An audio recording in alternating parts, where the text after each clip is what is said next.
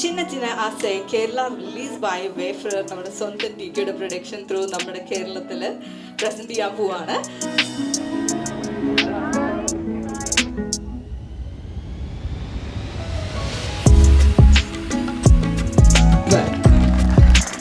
എന്നത്തെ പോലെ ഫൈറ്റ് ചെയ്യുന്നു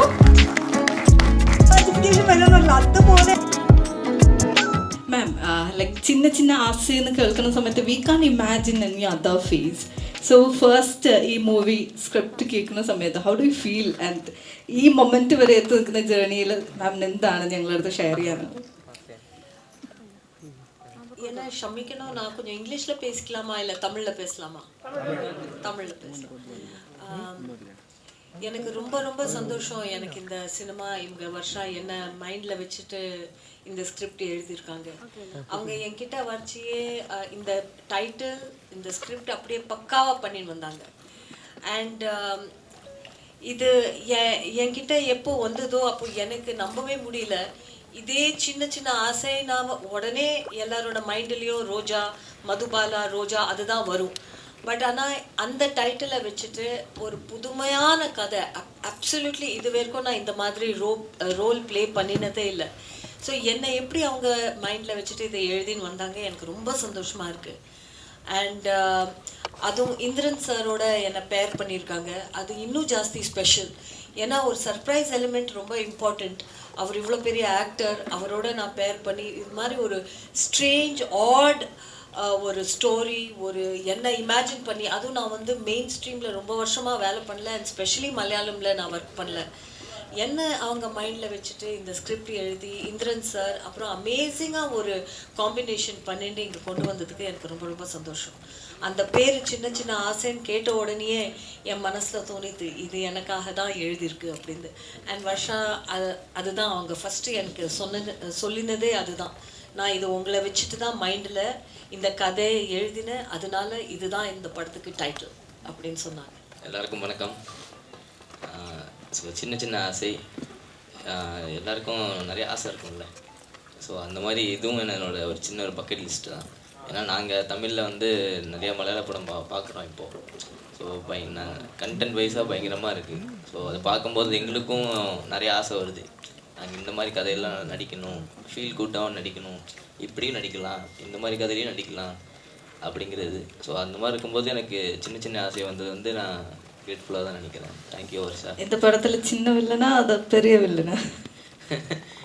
இல்லை, நான் இது வரைக்கும் பண்ணாத ஒரு இதுதான். அது என்னன்னு நான் சொல்ல முடியாது, சொன்னால் டேரக்டருக்கு வச்சுப்பாங்க, படத்தை பார்த்து தெரிஞ்சுக்கோங்க. ஆனால் இது டேரக்டரோட ஒரு ஸ்பெஷல் டச்சுன்னு நினைக்கிறேன். ஸோ ஏதாவது ஒரு பர்சனல் டச் இருக்கும்ல டேரக்டருக்கு ஒரு படத்துக்கும். ஸோ இந்த படத்தில் நான் தான் டேரக்டரோட പഴ്സണൽ ടച്ച് നിൽക്കുന്നത്. ഞാൻ ആക്ച്വലി മണിരത്നം സാറിൻ്റെ ഒരു വലിയ ഫാനാണ്.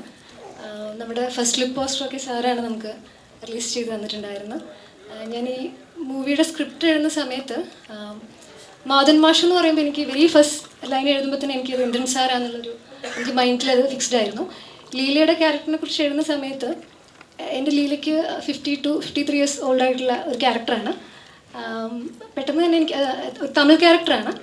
അപ്പം എനിക്ക് ഒരു പ്രോപ്പർ തമിഴ് ആക്ടർ വേണം, ഒരു ഫീമെയിൽ ആക്ടർ വേണം എന്നുള്ളൊരു ആഗ്രഹം ഉണ്ടായിരുന്നു. അപ്പം ഞാൻ എങ്ങനെ കാസ്റ്റ് ആര് വേണം എന്നുള്ളൊരു തോട്ടിൽ എനിക്ക് വെരി ഫസ്റ്റ് പോയത് മണിരത്നം സാറിൻ്റെ പഴയ ഹീറോയിൻസിൻ്റെ ലിസ്റ്റ് എടുത്താൽ എനിക്ക് മണിരത്നം സാറിൻ്റെ എല്ലാ നായികമാരും എൻ്റെ ഫേവറേറ്റ്സ് ആണ്. സോ വെരി ഫസ്റ്റ് അതിൽ ടോപ്പ് മോസ്റ്റിൽ ഉണ്ടായിരുന്നത് റോജയാണ്.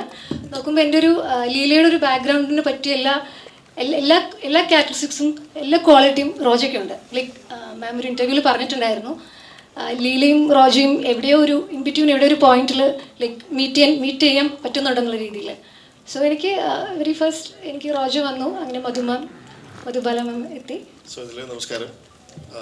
ഇതിൽ ഭയങ്കരമായിട്ട് എനിക്ക് ഭാഗ്യം എന്ന് വെച്ച് കഴിഞ്ഞാൽ ത്രൂ ഔട്ട് വാരണാസി, അതാണ് ഇതിൻ്റെ ഫസ്റ്റ് ഇത്. കാരണം നമ്മൾ മലയാളത്തിൽ ത്രൂ ഔട്ട് വാരണാസി ഷൂട്ട് ചെയ്ത പടമില്ല. എനിക്ക് തോന്നുന്നു ഒരു പടം ഉണ്ടായിരുന്നു, പക്ഷെ അത് ത്രൂ ഔട്ട് അല്ല. സോ ഇതിൽ ഈ പറഞ്ഞ പോലെ ഇന്ദ്രൻ ചേട്ടൻ മധുബാല എന്നുള്ള ഒരു കോംബോ, പിന്നെ ഈ പറയുന്ന വർഷ കഥ പറയുമ്പോൾ തന്നെ ഞാൻ ഭയങ്കര ടിന്നായിട്ടുണ്ടായിരുന്നു. സോ ഇത് എനിക്ക് ടാസ്ക് എന്ന് വെച്ചാൽ, അതായത് വാരണാസി എന്ന് പറയുന്നത് നമ്മുടെ ഇന്ത്യയുടെ ഒരു കൾച്ചറാണ്. സോ ഇതിനെ ഏറ്റവും ഭംഗിയാക്കിയാൽ മാത്രമേ ഇതിൽ കാര്യമുള്ളൂ. അതായത് വിത്ത് ആർട്ടിസ്റ്റ് ആവട്ടെ, എല്ലാവരും ആവട്ടെ, വിത്ത് എവറി പ്രോപ്പർട്ടി നമുക്ക് കിട്ടുന്നതാവട്ടെ ഏറ്റവും ഭംഗിയായി കാണിക്കുക. പിന്നെ അത് മാത്രമല്ല, നമ്മൾ നോർമലി എല്ലായിടത്തും നമ്മൾ ഇന്ത്യയെ റെപ്രസെൻ്റ് ചെയ്യുന്ന, അതായത് ഇപ്പോൾ നമ്മൾ ജെയിംസ് ബോണ്ട് മൂവിയിലാവട്ടെ എവിടെയും ഇന്ത്യ എന്ന് പറയുമ്പോൾ സ്ലമ്മാണ് കൂടുതൽ കാണിക്കാറ്. സോ ഇറ്റ്സ് ലൈക്ക് വേസ്റ്റ് ഉണ്ടാവും അവിടെ. ബട്ട് ഈ ഒരു മൂവിയിൽ നമ്മൾ അങ്ങനത്തെ ഒരു വേസ്റ്റേ ഇല്ല. ലിറ്ററലി ഏറ്റവും നീറ്റായിട്ടുള്ള വാരണസിയാണ് കാണിച്ചത്. ഇപ്പോൾ നമ്മൾ പറയും നമ്മൾ ഇത് കണ്ടിട്ട് പല ആൾക്കാർ വാരണസി പോകുമ്പോൾ ഞാൻ കണ്ട വാരണസി ഇതല്ല എന്നുള്ളതാണ്. ബട്ട് ഞാൻ പറയാണ്, നിങ്ങൾ ട്രൈ ചെയ്താൽ ഈ വാരണസിയെ ഇതുപോലെ ക്ലീൻ ആക്കി വെച്ച് കഴിഞ്ഞാൽ ഈ വാരണസിയെ നമ്മളെ ജനറേഷൻ, അടുത്ത ജനറേഷൻ എല്ലാവർക്കും ഇതുപോലെ കാണാൻ പറ്റും. സോ ഇറ്റ്സ് ലൈക്ക് ചിത്രീകരിക്കാൻ വളരെ ബുദ്ധിമുട്ടായിരുന്നു. എല്ലാവർക്കും അറിയാം വാരണാസി കുറച്ച് ക്രൗഡഡ് ആയിട്ടുള്ളൊരു പ്ലേസാണ്. കുംഭമേളയുടെ എഡ്ജിലും കാര്യത്തിലൊക്കെ നമ്മൾ ഷൂട്ട് ചെയ്തിട്ടുണ്ടായിരുന്നു. ബട്ട് എന്നെ സംബന്ധിച്ചിടത്തോളം നമ്മൾ മണിരത്നം സാറിൻ്റെ ഒരു സ്റ്റൈലാണ്, ലൈക്ക് ക്രൗഡിനകത്തുള്ള രണ്ട് ക്യാരക്ടേഴ്സിൻ്റെ ഒരു ഇമോഷണൽ എക്സ്ചേഞ്ച് അങ്ങനെയൊക്കെ സാർ ഒരുപാട് പറഞ്ഞ് കേട്ടിട്ടുണ്ട്. ഒബ്വിയസ്ലി അതിൽ ഇൻസ്പയർഡ് ആയിട്ടായിരിക്കാം ഞാനിത് വാരണാസിയിൽ ഒരു സിനിമ ചെയ്യണം എന്ന ആഗ്രഹത്തിൽ എഴുതിയത്. അങ്ങനെ ഒരു മൂവിയല്ല. ഞാൻ എൻ്റെ ഒരു വെരി ഫസ്റ്റ് സ്ക്രിപ്റ്റ് എന്നുള്ള രീതിയിൽ ഞാൻ വേറൊരു സ്ക്രിപ്റ്റിൽ വർക്ക് ചെയ്യുന്ന സമയത്ത് ഒരു യാത്രക്കിടയിൽ വാരണാസിയിലോട്ട് ഞാൻ വളരെ അൺഎക്സ്പെക്റ്റഡ് ആയിട്ട് ഞാൻ പോയതാണ്. ഒരു പെട്ടെന്ന് നമുക്ക് ഒരു വിശ്വാസമുണ്ട്, വാരണാസി നമ്മളെ വിളിച്ചാലേ നമുക്ക് അങ്ങോട്ട് എത്താൻ പറ്റുള്ളൂ എന്നുള്ളത്. നമ്മൾ എത്ര ട്രൈ ചെയ്താലും പലപ്പോഴും നമുക്കത് പോകാൻ പറ്റാറില്ല. അപ്പം അങ്ങനെ ഒരു എന്താ പറയുക, ഒരു മൊമെൻറ്റിൽ ഇങ്ങനെ വാരണാസി പോകണം എന്നുള്ള തോട്ടിൽ പോയതാണ്. അവിടെ ചെന്നിരുന്ന് എനിക്ക് ഇപ്പോൾ എന്നോട് ചോദിച്ചാൽ വാരണാസി എന്ന് പറഞ്ഞാൽ it's an emotion for me. എനിക്ക് വെരി ഫസ്റ്റ് ഡേ ആ ഒരു നൈറ്റിൽ ഞാൻ ലൈക്ക് വാരണാസി ഒബിയസ്ലി നമ്മൾ ഒത്തിരി നടന്ന് നൈറ്റിൽ എക്സ്പ്ലോർ ചെയ്ത് ഗംഗാഘാട്ടിലെല്ലാം ഇരുന്ന് നമ്മൾ യൂഷ്വലി നമുക്കുള്ളൊരു ഇമേജ് അല്ല നമുക്ക് അന്നേരം ഈ നൈറ്റിൽ വാരണാസിയും ഘാട്ടിലും നമുക്ക് കിട്ടാറ്. അപ്പോൾ ഒബിയസ്ലി ഞാൻ ഇരുന്ന സമയത്ത് എനിക്ക് എന്തോ ഒരു ഇമോഷണൽ കണക്റ്റ് കിട്ടി. എനിക്ക് ഇവിടെ അത് എനിക്കറിയില്ല എന്താ ഒരു കാണാനുള്ളൊരു ബ്യൂട്ടി എന്നുള്ളതല്ല, ഒരു നമുക്കൊരു ഇൻറ്റേർണൽ എന്തോ ഒരു കണക്റ്റ് തോന്നും ആ മണ്ണിനോട്. അങ്ങനെ എനിക്കൊരു ആഗ്രഹം തോന്നി, ഇവിടെ ഈ പശ്ചാത്തലത്തിൽ എനിക്കൊരു കഥ പറയണം എന്നുള്ളൊരു അങ്ങനെ എനിക്ക് തോന്നിയിട്ടുള്ളത്. വാരണാസി നമ്മളെ കൊണ്ട് ചിന്തിപ്പിക്കാന്ന് പറയില്ലേ, ഒരു ഡെസ്റ്റിനി പോലെ. അങ്ങനെ ഞാൻ വേറൊരു സിനിമയുടെ ഒരു പ്രിപ്പറേഷൻ്റെ ഇടയ്ക്ക് എനിക്ക് വന്നൊരു തോട്ടാണ്. പിന്നെ എനിക്ക് എല്ലാം എൻ്റെ സുഹൃത്ത്, നമ്മൾ ബാച്ച്മേറ്റ്സ് ആണ്. ഞാൻ ഇങ്ങനൊരു കഥ എഴുതി അഭിജിത്തിനായിട്ട് സംസാരിച്ചു. എല്ലാം എനിക്ക് വളരെ എന്താ പറയുക ഭയങ്കര ഈസി ആയിട്ട് നടന്നു. ലൈക്ക് മാമിൻ്റെ ഒരു ഡേറ്റ് ക്ലാഷ് അത് മാറ്റി വെച്ചാൽ ബാക്കിയെല്ലാം വളരെ ഈസി ആയിട്ട് നടന്നിട്ടുള്ളൊരു മൂവിയാണിത്.